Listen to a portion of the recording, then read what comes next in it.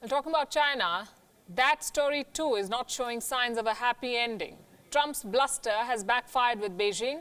The point of contention is trade. The Trump administration started imposing tariffs on China in the month of March last year. At that time, the US government had rubbish reports of a trade war. But a month later, China implemented a retaliatory hike in tariffs against the US, a tit-for-tat move clearly. Simultaneously, China also reduced tariffs on all other exporters, and that made it harder for American companies to compete. And that eventually snowballed into what we call a trade war now. Negotiations to end the war have remained futile. When talks broke down, Trump said that China had pulled out of a deal at the last minute.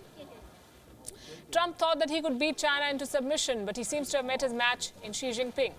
The economies of both China and the US are bleeding profusely due to the trade war. They are the two largest economies in the world, and the longer this standoff continues, the more the world will suffer. Now, here's an interesting development that is taking place parallelly. Both America and China are busy wooing India. First, it was China's President Xi Jinping who held talks with Prime Minister Modi at the SCO summit earlier this month.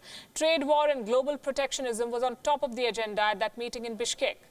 Do bear in mind that China is India's largest trading partner. Bilateral trade between the two countries is estimated at $84 billion. China wants to multiply that number to offset the losses created by the dispute with the US. The US too is desperate to make up for the losses because of the trade war, and they're both looking at India. The US economy, which is just about recovering, is now more vulnerable than ever before. Global ratings agency Fitch sees the US economic growth slowing down to just 1.8% in the year 2020. And that's why Donald Trump has sent an emissary to India in the form of Secretary of State Mike Pompeo, their version of a foreign minister. While Pompeo's visit will cover other crucial issues like H-1B visas, trade will certainly top the agenda. And his visit comes just in the nick of time, days before the G20 summit in Japan. Xi Jinping is again scheduled to meet Prime Minister Modi at the global meeting in Osaka in Japan. Donald Trump wants to make sure that the case for the US is lodged strongly in India's mind before that happens. And Trump, too, is slated to meet with Prime Minister Modi at the summit and hold bilateral talks. Pompeo's Delhi visit, in that sense, is to lay the ground for the Trump-Modi conversation in Japan.